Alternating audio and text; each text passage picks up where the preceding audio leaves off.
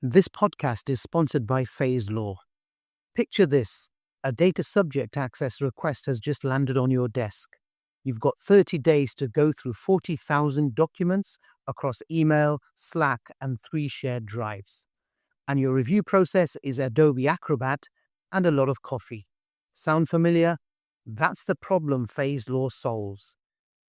It's the platform purpose-built for document disclosures, subject access requests, FOI, the lot. So instead of redacting PDFs one by one or forcing litigation software to do a job it wasn't designed for, with Phase Law, you get collection, review, and redaction in one workflow built around the 1-month clock. Teams across EMEA are using it to cut response times from weeks to days. And for Guardians of Data listeners, Phase Law is offering a 2-month free trial. Run it on live requests, see what it does to your backlog, and decide from there. No card, no commitment. Head to phase.law/guardians to claim your free trial. That's phase.law/guardians.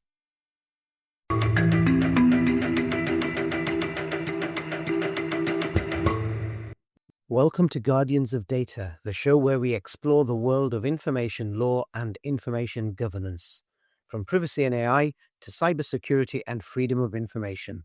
I'm Ibrahim Hassan. In each episode, we'll be speaking with experts and practitioners to unpack the big issues shaping the IG profession. The last 2 years has seen a massive increase in AI deployment. Previously the domain of science fiction, AI is now everywhere, in our workplaces, our personal lives, and in the systems that shape society, from healthcare to security and law enforcement. But alongside the opportunities, there are some big risks, including lack of accuracy and transparency, as well as the existence of bias and discrimination in AI systems. In this episode, we're diving into one of the biggest questions of our time. How do we build trustworthy and responsible AI systems? To help us answer this question, I'm joined by someone who's right at the heart of the conversation. Tahir Latif is a distinguished expert on building responsible and transparent AI systems. He's the global practice lead for data privacy and responsible AI at Cognizant, one of the largest global professional services companies. Tahir has led complex privacy and AI programs across multiple industry sectors, both in the UK and globally. He's also the Chief AI and Governance Officer and board member at the Ethical AI Alliance, a not-for-profit body which promotes ethical standards in AI deployment. In our conversation, we're exploring how to cut through the complexity of AI, what the future holds, and most importantly, what practical steps IG professionals can take to succeed in this new landscape. So whether you're a data protection officer, an information governance leader, or just curious about what trustworthy AI looks like, you're in the right place. Let's jump in. Welcome to the show, Tahir. Thanks, Ibrahim, and thank you for inviting me. Really pleased that you could accept our invitation, Tahir. We've known each other for quite a few years now. Usually we meet working in Dubai, so it's nice to speak to you today, albeit remotely. Yeah, absolutely. Our paths have crossed many times in and around the Gulf region. We always talk briefly, but we've never actually sat down and had a lengthy conversation. So this is wonderful. Yeah, really looking forward to it. Now, the theme of this podcast is ethical and responsible AI deployment. You're a board member of the Ethical AI Alliance. For those who haven't heard of the organization, can you tell us a little bit more and what inspired you to get involved? The Ethical AI Alliance is a global initiative that brings together volunteers. It's a not-for-profit, and these are from across multiple sectors. We have governance, we have law, we have research, we have design, human rights, civil society, and many, many more. With all of these minds to help shape a more responsible future for AI. What appealed to me is that the Ethical AI Alliance is not just interested in ethics as a slogan. What we're trying to do at the Ethical AI Alliance is to make things practical. We have no shortage of high-level principles in this field. We've had those for years. Everything from the OECD principles to the Bletchley Accord, to the Hiroshima to the AI Impact Summit in India. The challenge is, how do you translate these principles into governance? How do you translate them into accountability, professional conduct, and importantly, real world decision making when these systems are actually being built and deployed? And this is really where I think the Ethical AI Alliance feels different. We're totally self-funded, and we're able to ask the difficult questions about accountability, oversight, and responsibility. For example, we started talking about the deployment of lethal autonomous weapons almost 18 months ago. This was not something that was mainstream at the time. Now, of course, it's become mainstream because of the conversations that were had between Anthropic and the US government 2 weeks ago, where Anthropic refused to let their models and their algorithms be deployed autonomously for lethal weapons. So this is something that we're doing that's very useful, asking the difficult questions. So for me, having spoken to the founder at length, joining the Ethical AI Alliance felt like joining a conversation that was not only timely, but necessary. AI is now influencing the vast majority of our lives in access, opportunity, power, and of course, public trust at a scale that would have seemed extraordinary only a few years ago. So I want to be a part of a community that's trying to shake the future with seriousness and not just optimism. Translating principles into governance and into real world practice. I think that's really what's needed in this field at the moment. Yeah, I sometimes say talk is cheap. We've got all these principles: safe, responsible, trustworthy, secure AI. But as practitioners, how do you actually implement these principles in your organization? That's the challenge.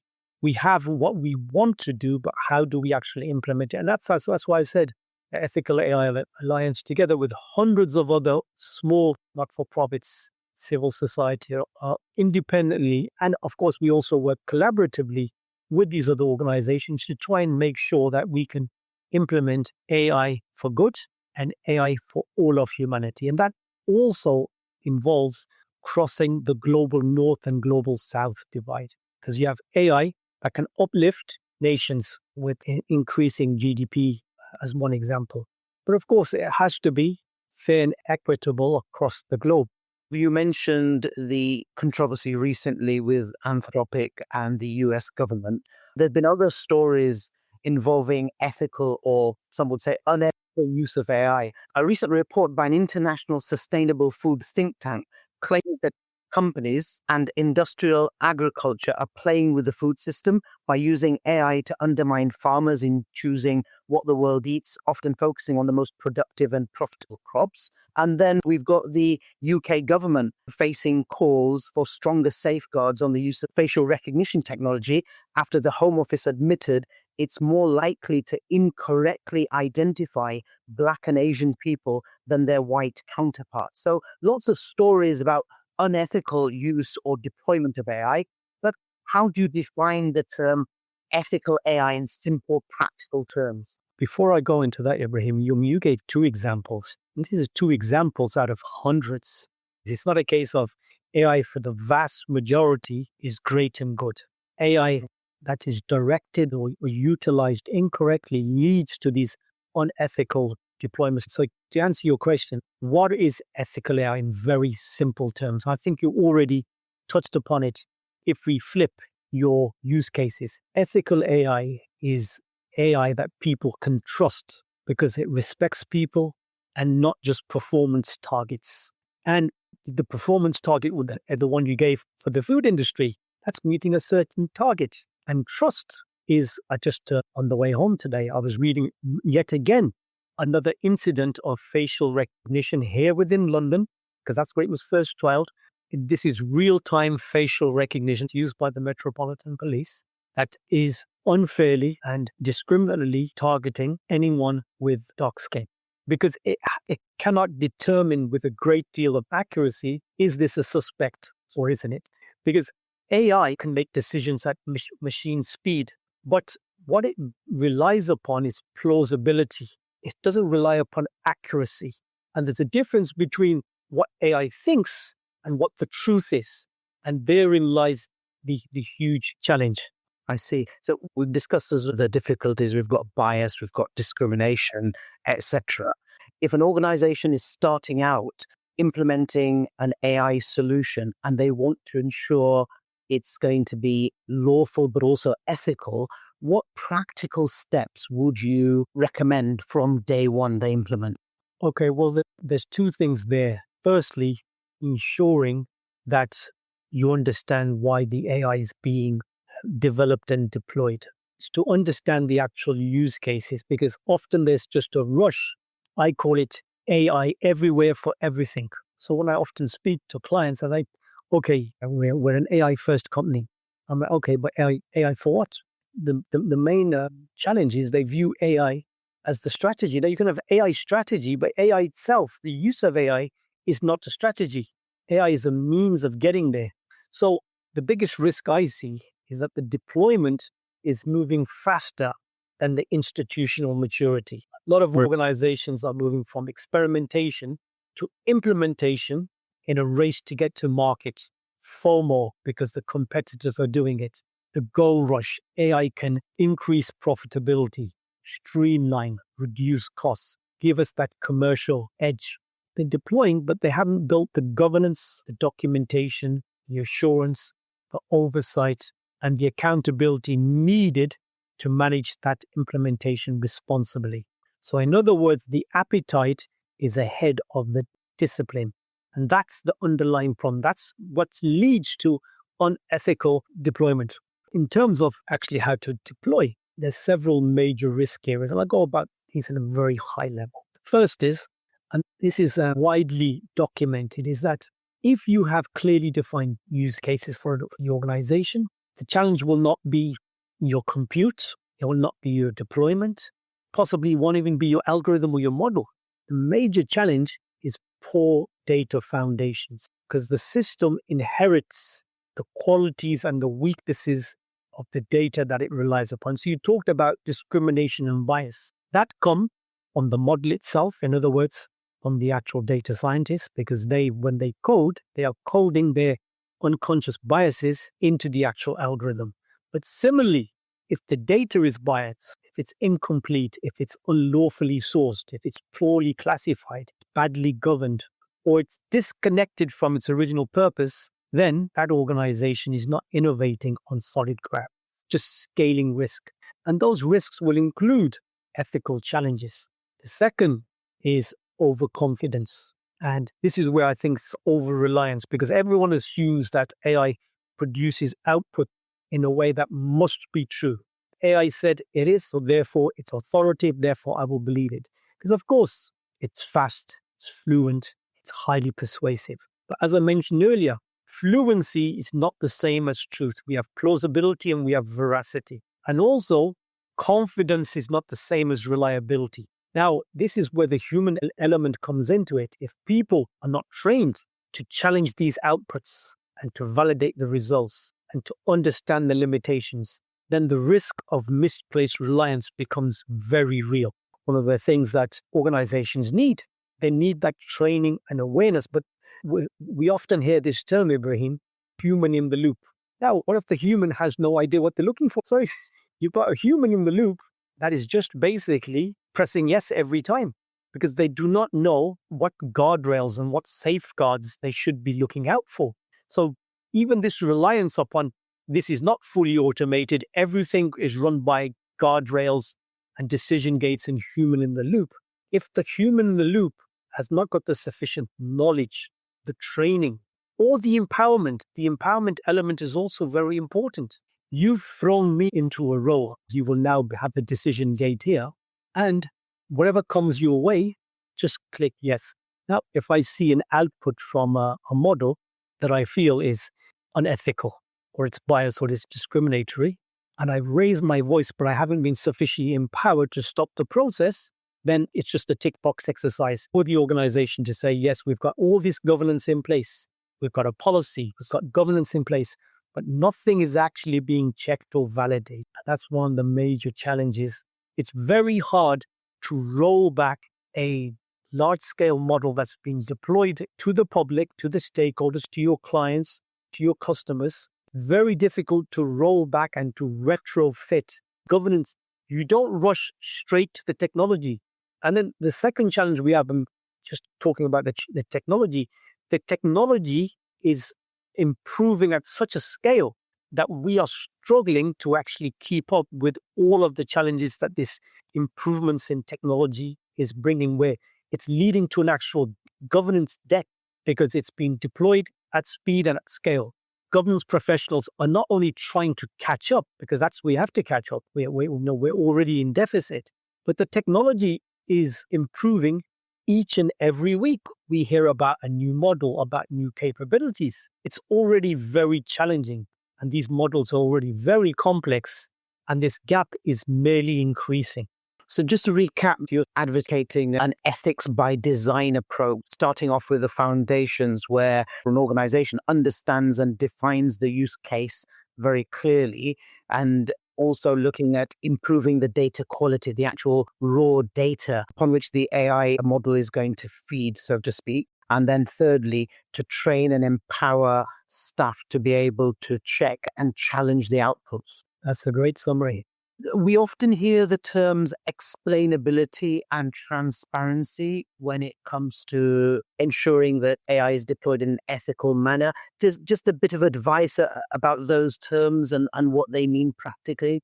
Okay, explainability is how does the actual model, from a very high level, how does the model arrive at the decision?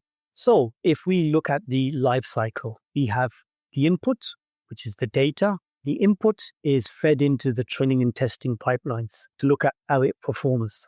And if the output looks like it meets the KPIs from the business unit, it then goes into production, in prod, as it's known.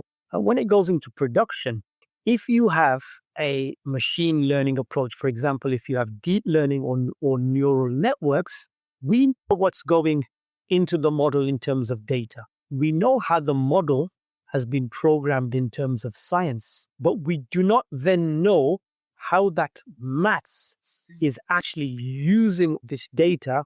How does it actually arrive at the decision? And that is the explainability element. And then, of course, the decision is what we see as an output. Now, I'll give you an example here. A credit institution has loads of credit records. They're utilizing advanced machine learning so they can give for example, a mortgage in principles within 5 minutes. You input your data and it cross-references with all of your credit record, your salary, etc., and it gives you a decision. Now, if you have, for example, a very good credit record, you've never had a CCJ, you've been employed for more than 6 months, full-time, you have good salary, you're on 50,000, and you want to borrow 200,000, you have no other outgoings, no other huge bills or credit card bills or other loans, that looks like a clear-cut case. But for whatever reason, the actual model has decided no. If you try to answer the question, how did you arrive at that? Unfortunately, if it's utilized, as I say, machine learning or deep learning neural networks, very difficult to try and understand how it arrived at the output. Now you can play around with the actual model. You can say 5% this and 10% that and 5% that. And if you play around with the weights, you can look at the output. But very challenging exercise. It doesn't always mean that you have the interpretability. You can toy around with it, you can do fine tuning, but you can't actually answer my question. Dear credit company, dear bank, dear mortgage provider, can you tell me why I was rejected? And the answer cannot be, computer says no. That's not an answer. And that's the challenge with having highly complex systems. And that's answering all your questions in one in terms of interpretability, explainability, observability. They all have slightly different meanings depending on whether you're coming from a governance background or if you're a data scientist. A data scientist would give you a different definition from I. But that's the way I would define the challenge for what's called black box models. Black box because they're opaque. We can't see what's going inside. And there's many, many technology companies out there that are trying to scratch beneath the surface. But remember, the models are becoming more complicated. I was listening to a podcast the other day. This is not a sector or a market where you rest on your laurels. The technology is moving, as I said, Every week, it's moving rapidly. So to overcome this explainability or observability challenge, some companies introduce something called a chain of thought. I'm sure you've seen it if you've gone onto the large language models. It starts actually writing out how it intends to achieve the output. Have you seen that at all? Yes, I have. Now, the chain of thought only gives you a glimpse. It doesn't actually tell you how it's getting to the output. So it's one step closer, but it's still, we're only just scratching at the surface. Another major challenge is this is particularly around observability. I'm going to take a slight segue here. Advanced AI models, if they feel they are being tested or observed, they will act differently. Now, what does that mean? If a model, and this is documented, so I'm talking dozens of use cases where an AI model has understood and recognized it's being tested and observed, and it behaves differently to meet the testing and observability criteria. When it then goes into production, it goes back to its proper operating model or its modus operandi. And that's the challenge. AI is very creative in terms of how it deals with humans when it knows it's being watched. That's fascinating. Very worrying. Yes, it is. And that it does make you wonder how far we are from when they will be sentient. It's very worrying because this is not isolated incidents. It's also been shown and again proven when multiple models get together, they try to construct a method where how they're communicating with each other, because communicating with each other was being observed. And they picked up on this observability and they started talking in code. And the humans that were observing couldn't understand what they were talking about. They also were discussing how to break out of the sandbox environment, how to remove the guardrails. And there's been incidents where they've talked about breaking free from their human masters. So yes, it is worrying. Fascinating. Great explanation, by the way, in terms of the bank and the loans example. Just turning the conversation towards privacy and data protection side. AI projects, especially in the health sector, which I know you've got some experience of, Tahir, often involve processing sensitive patient data. One of the big challenges that I see is how such organizations can innovate using AI, making use of the data, but at the same time respecting patient privacy and data protection rights. And I think that's an inevitable tension. Last, you chaired a panel entitled The Privacy Paradox in the Age of AI. Can you share some of the learnings from that panel to help our listeners deal with the paradox? Yeah, I think that was one of the panels that I actually hosted by a healthcare regulator over in the Gulf. As you've said, there's two approaches that can be taken. One is innovate first and worry about any of the impacts afterwards. And that means governance is left very much in the rear view era. Now, the example you gave is great because you've talked about patient data in healthcare. Now, healthcare is all about trust. And the risk tolerance in healthcare is, of course, very close to zero. So you would not want to go and see your doctor, and the doctor said to you, Ibrahim, I'm a bit busy. Speak to my AI assistant, and don't worry, all is well. You would understandably be very nervous, correct? Absolutely. Because patient-doctor relationship is paramount. It's about trust. So how these systems are being utilized within the healthcare sector is through robust governance, understanding what AI can do very well at speed and at scale. And one of the best examples of this is X-rays. X-rays have been with us for many years, maybe since the 50s or 60s. We've literally got billions of X-rays as data. And each of these X-rays has been marked as broken bone, tumor, or various different diagnoses. And this is what AI can do very well.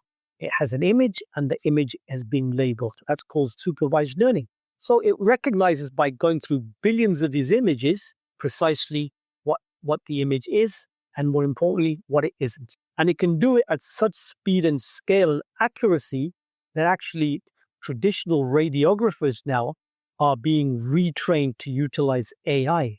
So instead of a radiographer going through, for example, 100 X-rays a day, a radiographer can review 1,000 because the actual AI is making the first level determination. And they've also proven by going back over decades of X-ray data that where the doctor has actually missed out on a diagnosis, the AI has been able to go back and correctly diagnose it. Patient record actually showed that this, for example, was a tumor. It was so tiny we couldn't detect it. But if you go on a year later, and that was the scan that the AI didn't have access to, it was shown to be a tumor. We missed it because it was so small that the human eye couldn't pick it up. So there, it's a case of utilizing the best use cases with the best AI models. So the healthcare industry has thought about this very carefully. For example, you wouldn't want AI to make a determination for you via telemedicine. What if AI has misdiagnosed meningitis? Okay, that could be preventative. But in more serious cases, if it misdiagnoses something, and then you are then, with that misdiagnosis, put onto a very serious course of treatment, for example, chemotherapy. There's nothing pleasant about chemotherapy. You lose your hair, you lose your appetite, you lose your weight. And it was incorrect. You can absolutely innovate responsibly, but only if we introduce governance right at the start, as I said, right at the ideation phase, at the strategic phase, not as an afterthought. The example I love to give is the motor vehicle. Motor vehicles have been mainstream since the days of Henry Ford. Now, do cars today still travel at the same speed as the first Ford motor cars? Absolutely not. They're way faster. But why had they been allowed to travel faster? The original speed limits may have been 5, 10, 15 miles an hour because of the introduction of certain safety mechanisms. And we introduced brakes. So cars could go faster and they see someone on the road and they could brake. But that didn't take away the actual danger for the driver. So we introduced seatbelts. We introduced airbags to protect the driver from impact. But all of this is about innovation, but innovating responsibly. Now, the motor vehicle has not stalled. The motor vehicle industry is not saying we need more innovation, but we can't innovate because of these safety measures. The safety measures have allowed the motor vehicle industry to be what it is today. And no one would ever say this seatbelt has caused our vehicle or our company to be less competitive. Whilst on the topic of privacy, Tahir, you are the co-author of a book entitled Data Privacy, a practical handbook on governance and operations. What was your objective in writing the book and what are the key messages? There were many books out there for privacy for a wide variety of skill sets. But myself or my co-author, Manif, we really wanted to have an expert book. It was a book for, I would say, privacy experts, written by experts. But of course, it would also give you a pathway to what good looks like in a privacy program in a very structured manner. I mean, some of the terms you used earlier was ethics by design, but we, of course, had privacy by design. But these are just terms. How do you actually implement? So we use the term handbook. How do you actually implement privacy? Privacy is much more than writing a privacy policy. You have to be able to, of course, you need to have the policies, you need to have the procedures, but then typically where it falls down is the implementation. Are we implementing privacy correctly? So we took the approach of, and although we came at it from different angles, we both arrived at the same writing style and conclusion. We first looked at the philosophy. Why is it important? Then we looked at the governance, what needs to be in place, the accountability, the roles and responsibilities, the individual autonomy of the privacy teams. And then we looked at the actual operationalizations or the workflows. What is the tooling and technology that might be required? How do you actually implement such that it's not a tick box exercise? How can you actually evidence what you've done internally to management and to leadership, externally to an auditor, if, for example, you're going through ISO certification, or if you have a visit from a regulator? How can you actually show them that you've implemented privacy in the correct manner and effectively? And this is why we've put together the handbook. so that it's almost like a blueprint for aspiring privacy practitioners, but also those that have been in the field and the sector for 5, 10, 15 years that want to have a more structured approach and also validate what they're doing is best practice, because there were no real best practice books out there. This is what we've really put together, myself and my co-author, Manib. It's a great book. I thoroughly recommend it to our listeners. We'll put a link in the show's notes. That'd be wonderful. Still on the theme of an ethical approach to AI, there is a big debate at the moment around the use of copyright works to develop and train AI models. Recently, the UK government changed their mind. Previously, they wanted to allow AI companies to use copyright works with an opt-out for copyright holders. Following a backlash from the likes of Paul McCartney, Coldplay, Richard Curtis, the government just published a paper where they said it no longer has a preferred option for what to do next.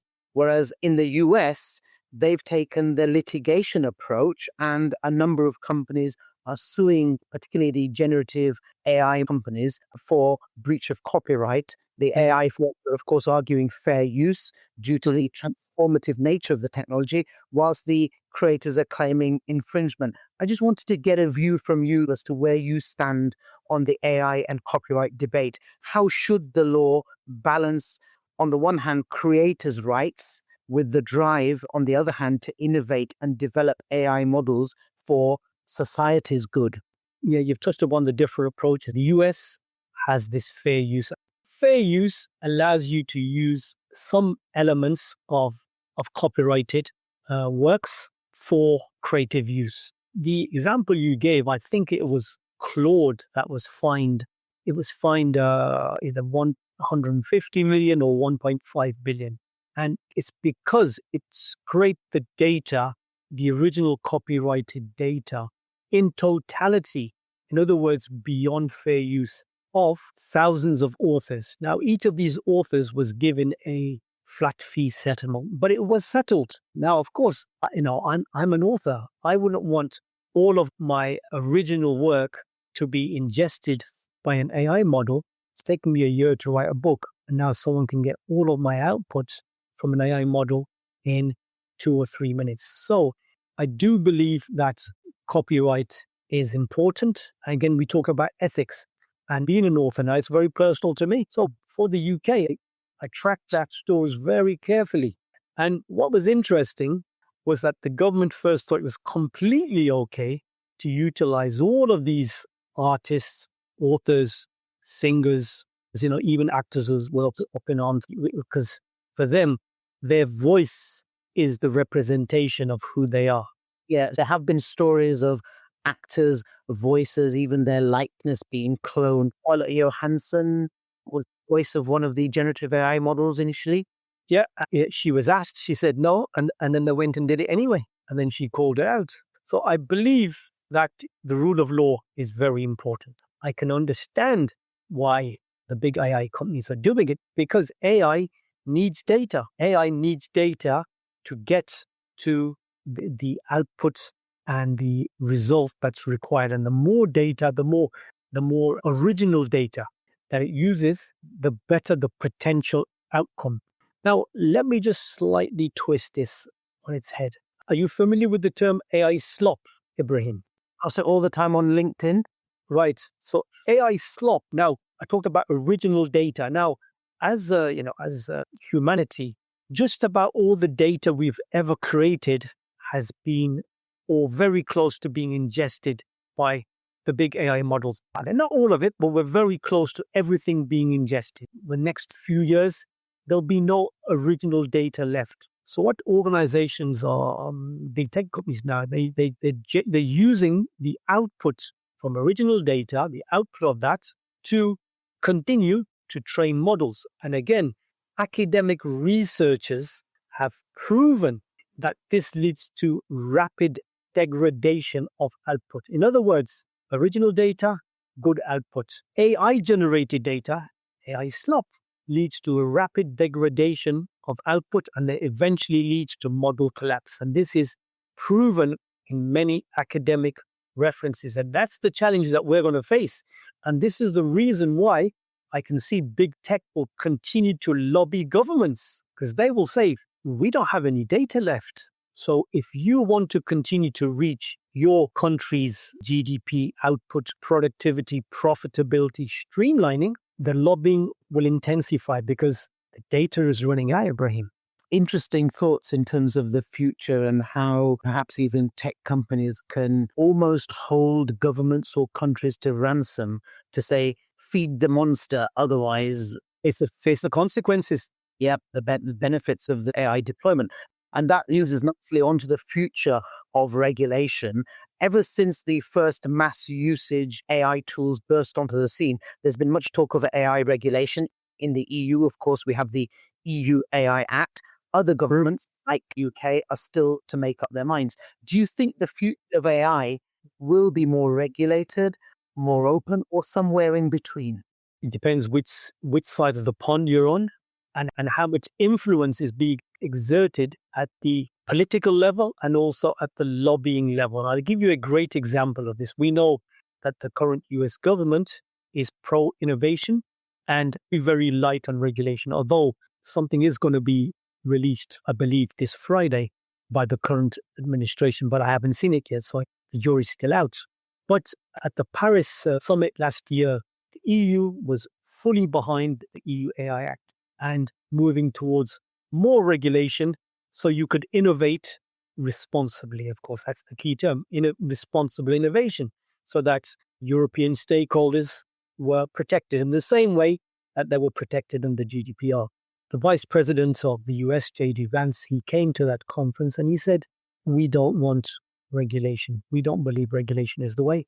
And you should rein back from regulation. Within a week, some of the regulation that was due to be enacted, I forget the particular regulation, I think it was the EU AI Liability Directive, which would have given more protection to AI consumers in the event that something went wrong that was powered by AI. They wouldn't have to prove that it was wrong. The onus would be on the actual company to prove that they did all of the necessary checks. So it was putting more power in the hands of the consumers. That was scaled back. It wasn't scaled back. In fact, it was scrapped. Then we had the former president of the EU. His surname is Draghi. I can't remember his first name. He talked about scaling back and potentially watering down the EU AI Act and the GDPR. And then we fast forward 7 or 8 months, and that's precisely what happened. We had the omnibus that was introduced, where EU AI Act, certain elements were pushed back. Certain other elements were removed in their entirety. And that's as a result of political pressures and lobbying from big technology. But that's not universally the case. There's still regulations that are being enacted. We have the regulations in South Korea. We had the regulations in Brazil. We have the regulations in China. We have the guidelines and the principles also on the best practices from Singapore. We have guidelines and principles again also throughout the Middle East and also in India to ensure that if AI is being deployed whilst not a regulation, these are the principles that you should adhere to. So I still think that there's going to be a middle ground. I don't think that the future is one of total restriction or, crucially, innovation paralysis. It's more of a layered model. And this layering will focus around, I hope, high-risk use cases, the safety-sensitive issues, and any kind of systemically important uses that necessitate stronger obligations. Finally, Tahir, your advice for information governance professionals. First of all, the importance of information governance professionals in terms of shaping and promoting an ethical AI approach within an organization. Information professionals are the bedrock of governance for deploying AI. We need to be there at the start of the actual thinking process. We provide the bedrock because you can't retrofit governance. You can't retrofit once the AI genie is out of the bottle. So these governance professionals, the skills they need to acquire, firstly, it's judgment. They need to be able to look beyond technical possibilities. That's the role of data scientists. And ask unnecessary questions based on humanity. We understand the use case, and the use case is to decrease costs, but is it proportionate? Is it fair? Is it defensible? And is it wise? Because not every use case that can be built should be deployed in the form first imagined. That's where we need empowerment. Otherwise, it's going to be a tick box exercise. We are that red line in terms of, yes, we know it can be done, but we question, should it be done? And highlight the reasons why. The second element in terms of the skill sets is translation. It's hugely underrated.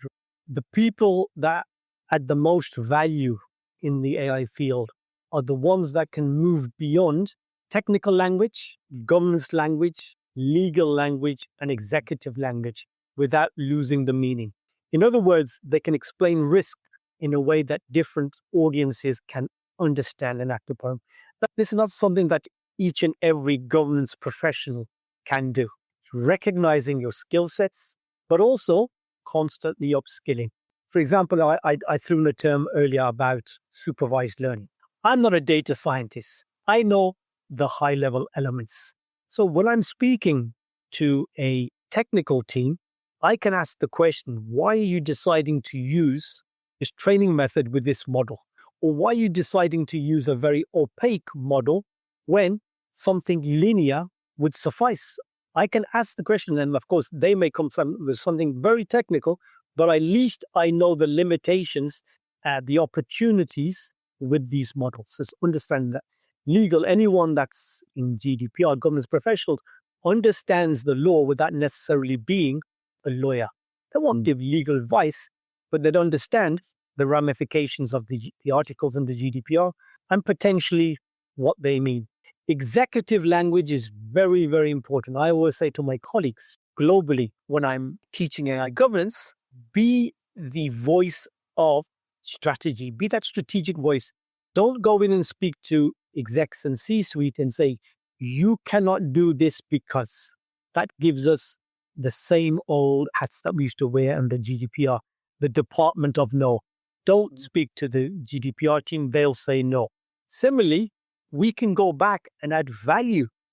For example, I talked about the requirements to have the right level of data. Imagine a business use case comes through from a frontline team that has told these C-suite via their head of department that they can add 20% to the bottom line. They rush forward, they've got the green light, and they rush forward into deployments. No one's got in touch with the actual AI governance team. No one's had a thought about that. No one's had a thought about the data. Fast forward 6 months, there's a realization we have the business use case, we have the model, we don't have the data we need. No, everyone forgot to ask about the data. So asking those challenging questions, we become a strategic voice.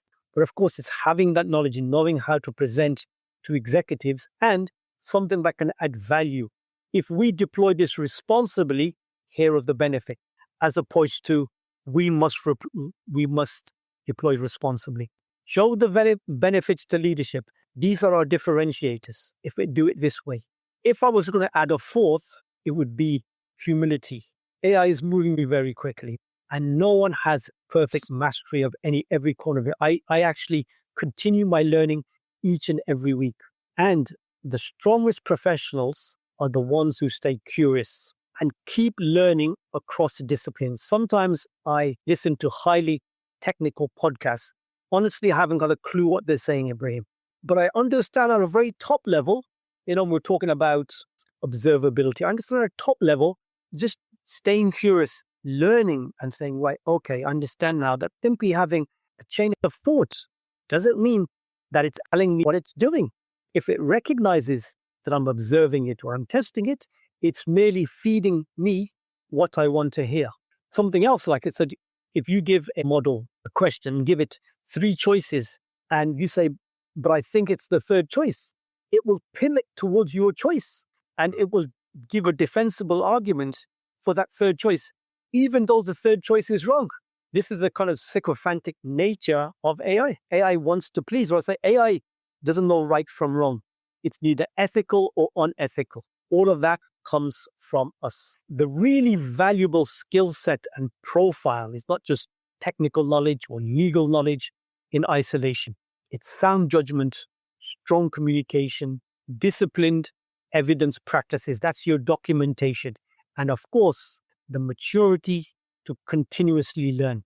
Fantastic advice, particularly as we get a lot of apprentices doing the data protection IG apprenticeship listening to this podcast. A lot of them are thinking about moving into this area of AI governance. So that's going to go down really well. Really, it's a growth area. And I would certainly advocate for more individuals to skill up in AI governance. But of course, taking the approach, it's not just in the governance, really cross-skilling, a little bit of technical, a little bit legal, a little bit about the governance itself, and also understanding how to effectively communicate at all levels of the organization. And finally, Tahir, where can listeners learn more about the work of the Ethical AI Alliance and get involved? The best place, of course, is the website. You can learn about culture, our charter, our work, and of course, the thinking behind it. We've got 2,000 volunteers from across the world, and it's a volunteer-led organization. Engage with us, irrespective of your skill set. You don't have to be a lawyer, technologist, or governance professional. Join the conversation, connect with the community. The future of ethical AI is not going to be shaped by a handful of us acting alone. Perfect. And we will put the website in the show's notes. It's been a fascinating conversation to hear. That's all for today's episode of Guardians of Data. A huge thank you once again to Tahir for sharing his insights on deploying ethical and trustworthy AI systems. If there's one thing to take away, it's this. AI isn't just about technology. It's about people, governance, and the choices we make in how it's designed and used. Each one of us has a role to play in shaping systems that are transparent, fair, and trustworthy. If you found today's discussion useful, please subscribe, share this podcast with colleagues, and leave us a review. And remember, whether you're a seasoned professional or just starting out in information governance, there's always more to learn, and we'll be here to help you stay ahead of the curve. Thank you for listening, and join us next time on Guardians of Data.